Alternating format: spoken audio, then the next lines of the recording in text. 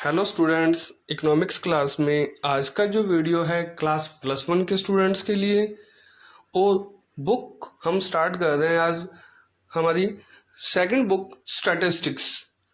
और चैप्टर हमारे पास जो रहेगा वो रहेगा सेकंड, कलेक्शन ऑफ डाटा। और आज का जो टॉपिक है वो हम लोग डिस्कस करने वाले हैं प्राइमरी एंड सेकेंडरी डाटा पे। तो इस चैप्टर को स्टार्ट करने से पहले, टॉपिक को स्टार्ट करने से पहले हम कुछ ऐसी की टर्म्स के बारे में जानेंगे जिनकी ज़रूरत हम लोगों को आने वाले इस चैप्टर के कुछ वीडियोस में पढ़ने वाली है। तो हम स्टार्ट करते हैं अपनी कुछ की टर्म्स जिसकी ज़रूरत हमें होगी और हमें पता होना चाहिए। तो सबसे पहले हम बात करते हैं कि स्टैटिस्टिक्स का मीनिंग क्या है। Statistics means the collection, organization and understanding of different types of data. कि स्टैटिस्टिक्स क्या है कि कोई भी डाटाज, कोई भी इंफॉर्मेशंस को कलेक्ट करना, उन्हें अरेंज करना और उन्हें अंडरस्टैंड करना, मीन्स उन इंफॉर्मेशन से अपने रिजल्ट्स फाइंड आउट करना क्या है, स्टैटिस्टिक है। अब बात आ रही है डाटा। डाटा क्या है? Data is information about something. This information can be in numbers, words और पिक्चर्स। कि कोई भी ऐसी इंफॉर्मेशंस जो हमें हमारे किसी काम के लिए, किसी टारगेट ऑब्जेक्टिव को पूरा करने के लिए ज़रूरत पड़ने वाली है, काम आने वाली है, उस हर इंफॉर्मेशंस को क्या कहा जाएगा? डाटा कहा जाएगा। वो इंफॉर्मेशन किसी नंबर्स में भी हो सकती है, वर्ड्स में भी हो सकती है और पिक्चर्स में भी हो सकती है। फिर बात करते हैं हम लोग इन्वेस्टिगेटर्स। इन्वेस्टिगेटर्स कौन होते हैं? The person who conduct statistical investigations. एक ऐसा पर्सन जो किसी न किसी तरह की इंफॉर्मेशन से जुड़ी हुई इन्वेस्टिगेशंस करता है, जो इंफॉर्मेशंस को अरेंज करने का काम कर रहा है, कलेक्ट करने का काम कर रहा है, ताकि वो किसी न किसी स्पेसिफिक ऑब्जेक्टिव को पूरा कर सके। तो वो पर्सन कौन कहलाएगा? इन्वेस्टिगेटर कहलाएगा। एनुमरेटर। एनुमरेटर्स कौन होते हैं? A person who helps investigator in the collection of data. कि हम लोग सामने पिक्चर्स में भी देख रहे हैं कि एक लेडी कुछ लेडीज से क्या कर रही है, कुछ इंफॉर्मेशन कलेक्ट करके राइट कर रही है। तो एक ऐसा पर्सन जो इन्वेस्टिगेटर्स को डाटा कलेक्ट करने में, मतलब इंफॉर्मेशन कलेक्ट करने में क्या करने वाला है, हेल्प करने वाला है, उस पर्सन को कहा जाता है एनुमरेटर। Third one, respondents, the persons from whom statistical information is collected। वो लोग जिनसे इंफॉर्मेशन कलेक्ट की जाती है, जिनसे सूचनाएं इकट्ठी की जाती हैं, उन पर्सन्स को क्या कहा जाता है? रिस्पोंडेंट्स कहा जाता है। अब बात करने वाले हैं डाटा की। हम लोग ऑलरेडी बात कर चुके हैं कि डाटा क्या है। कोई भी ऐसी इंफॉर्मेशंस, कुछ भी, चाहे वो वर्ड्स में है, नंबर्स में है, पिक्चर्स में है, जो हमारे किसी न किसी स्पेसिफिक या जनरल ऑब्जेक्टिव्स को पूरा करने वाली है, वो हर इंफॉर्मेशन क्या कहलाती है? डाटा कहलाती है। तो अब सोर्सेज ऑफ डाटा क्या है कि वो डाटा एक किसी भी ऑर्गेनाइजेशंस के लिए कहाँ से इकट्ठा होने वाला है। तो सोर्सेज ऑफ डाटा को हम लोगों ने दो पार्ट्स में डिवाइड किया है, इंटरनल सोर्सेज और दूसरा एक्सटर्नल सोर्सेज। तो सबसे पहले हम बात करते हैं internal sources. When data collected from reports and records of the organization itself, it is known as the internal source. जब किसी भी तरह की कोई भी इंफॉर्मेशंस कहाँ से इकट्ठी की जा रही है? ऑर्गेनाइजेशन से ही इकट्ठी की जा रही है। आपके पास ऑलरेडी बहुत सारा डाटा पहले से इंफॉर्मेशंस हैं, उन्हीं इंफॉर्मेशंस को आप दोबारा से कलेक्ट करके रिपोर्ट से, चाहे वो अपने रिकॉर्ड में जो भी चीज़ें आपके पास हैं, उन सबसे इंफॉर्मेशन इकट्ठा करते हैं, तो उसे कहा जाता है इंटरनल सोर्स। फॉर एग्जाम्पल, एक company publishes its annual report on the profit and loss, total sales, loans, wages etcetera. अगर किसी भी कंपनी ने कोई एनुअल रिपोर्ट क्या करनी है, बनानी है, तो वो अपनी एनुअल रिपोर्ट किस बिहाफ पे बनाएगी? जो भी उसने अपने अकाउंट्स मेंटेन किए हैं, तो वो जो अकाउंट्स हैं वहाँ से वही इंफॉर्मेशन कलेक्ट की जा रही है एनुअल रिपोर्ट बनाने के लिए। तो वो कहीं बाहर से नहीं, बल्कि कंपनी के पास पहले से वो सारी चीज़ें हैं, तो वो इंफॉर्मेशन इंटरनली कलेक्ट की जा रही है, तो उसे क्या कहा जाएगा? Internal source of data. Second point है एक्सटर्नल सोर्सेज ऑफ डाटा। तो नाम से इंडिकेट है एक्सटर्नल मतलब outside the organization. When data is collected from outside the organization it is known as the external source.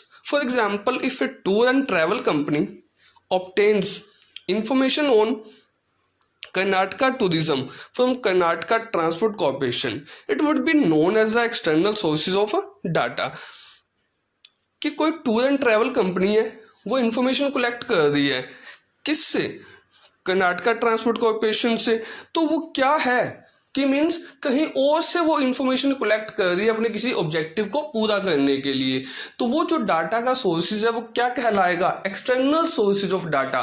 कि मीन्स वो information बाहर organisation के बाहर से कहीं से कलेक्ट की जा रही है। तो सोर्सेज ऑफ डाटा को दो पार्ट्स में डिवाइड किया गया, इंटरनल सोर्सेज ऑफ डाटा और second one the external sources of data. अब बात करते हैं हम लोग इंफॉर्मेशन को भी दो पार्ट्स में डिवाइड किया गया है। वहां हम लोगों ने बात की इंफॉर्मेशन के सोर्स को कलेक्ट करने की, तो अब यहाँ बात कर रहे हैं हम लोग टाइप्स ऑफ डाटा, मतलब इंफॉर्मेशन को ही डिवाइड किया गया है। तो उसमें सबसे पहला पॉइंट है प्राइमरी डाटा। नाम से ही इंडिकेट हो रहा है प्राइमरी मतलब prime, first. It refers to the statical information which is collected for the first time by the investigator for the problem under study. कि कोई भी इंफॉर्मेशन जो कलेक्ट की जा रही है किसके द्वारा? इन्वेस्टिगेटर्स के द्वारा। कब? फर्स्ट टाइम, किसी न किसी अपने स्पेसिफिक ऑब्जेक्टिव को पूरा करने के लिए। तो such data is first hand information, therefore it is original in character. कि मीन्स ऐसी इंफॉर्मेशन फर्स्ट हैंड होती है जिन्हें हम लोग पहली बार ही कलेक्ट करते हैं। कौन कलेक्ट कर रहा है? इन्वेस्टिगेटर। किसके हेल्प से? एनुमरेटर की हेल्प से। किससे? रिस्पोंडेंट्स, जो इंफॉर्मेशन देने वाले हैं उन लोगों से। और ये इंफॉर्मेशन ओरिजिनल होगी, इसके अंदर किसी भी तरह का मीन्स एड अप नहीं होगा। तो मीन्स डेफिनेशन की बात करते हैं, primary data is an original recording of an investigator required to meet a particular object या specific object. It is essentially a first hand informations।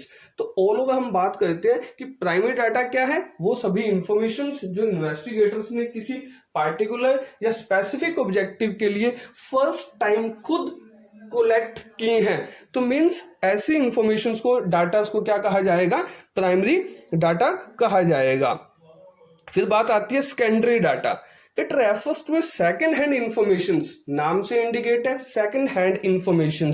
जो डाटा, जो सूचनाएं, इंफॉर्मेशन पहले इकट्ठी की जा चुकी हैं उन्हें दोबारा से कलेक्ट करके क्या किया जा रहा है? अपना कोई ना कोई ऑब्जेक्टिव पूरा किया जा रहा है। It refers to a second hand information this are not originally collected rather obtain from already published और अनपब्लिश्ड।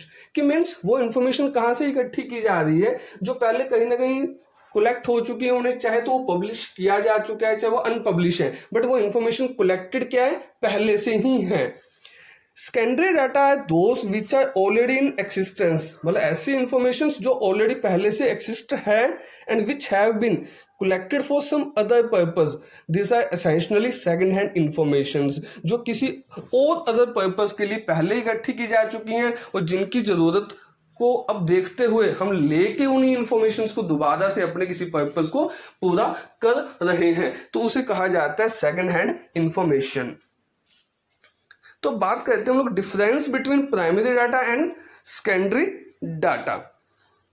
मीनिंग, तो सबसे पहले बात कर रहे हैं दोनों के बारे में। Primary data, it is first hand original information collected by the investigator for the first time with some specific objectives. कि अगर हम बात करें नाउ डेज में कोविड-19 जैसी बीमारी फैली हुई है, अब सरकार क्या कर रही है? डाटा कलेक्ट कर रही है कि एक शहर के अंदर कि कौन कौन से ऐसे लोग हैं जो इस बीमारी से पीड़ित हैं। तो वो फर्स्ट टाइम जो इंफॉर्मेशन कलेक्ट की जा रही है वो है प्राइमरी डाटा। अगर हम लोग कुछ सालों बाद दोबारा से इसी रिकॉर्ड से कुछ डाटा, कुछ इन्फॉर्मेशन कलेक्ट करना चाहते हैं किसी काम के लिए, किसी इन्वेस्टिगेशंस के लिए, तो ये डाटा पहले से सरकार ने अब क्या कर लिया है, कलेक्ट कर लिया है। 2-3 साल बाद हम लोग उसी डाटा को दोबारा से कलेक्ट करके वहां से जहां से वो पब्लिश किया जा चुका है, चाहे वो अनपब्लिश है, और अपना कोई जनरल ऑब्जेक्टिव पूरा कर लेते हैं, तो वो क्या कहलाएगा, सेकेंडरी डाटा कहलाएगा। तो प्राइमरी डाटा किसी स्पेसिफिक ऑब्जेक्टिव के लिए फर्स्ट टाइम कलेक्ट होना, और सेकेंडरी डाटा क्या है, it is second hand information collected by some other authority for its own purpose. Reliability, primary data, since the data is collected by investigator himself, therefore it is more original and reliable. जैसे कि हम लोगों ने बात करते हैं कि अभी फैब के अंदर हमारे देश का एक बजट पेश हुआ, तो सरकार ने वो डाटा इंफॉर्मेशन कलेक्ट की, उसे अरेंज किया, लोगों के सामने रिप्रेजेंट किया, तो वो क्या था, डाटा गवर्नमेंट ने खुद इकट्ठा किया है, उसे अरेंज किया है, रिजल्ट्स निकाले हैं, तो वो क्या है, ओरिजिनल है, रिलायबल डाटा है। वो जो इंफॉर्मेशन है वो ओरिजिनल है, उसमें किसी भी तरह का मिक्सअप नहीं है। बट अगर वही बजट जो पेश किया गया था, उसी कोई इंफॉर्मेशन को कलेक्ट करके मैं खुद कोई अपना एक एजुकेशनल प्रोजेक्ट बना रहा हूं, तो उसमें शायद मैं हो सकता हूं कुछ ना कुछ चेंज या एडअप या लेसअप कर दूं, तो वो इंफॉर्मेशन हो सकती है कि शायद कुछ ज्यादा रिलायबल ना हो, क्योंकि मैंने उन कलेक्टिव इंफॉर्मेशन में से कुछ ना कुछ क्या कर दिया, चेंज कर दिया है। तो सेकेंडरी डाटा जो होते हैं वो रिलायबल नहीं होते।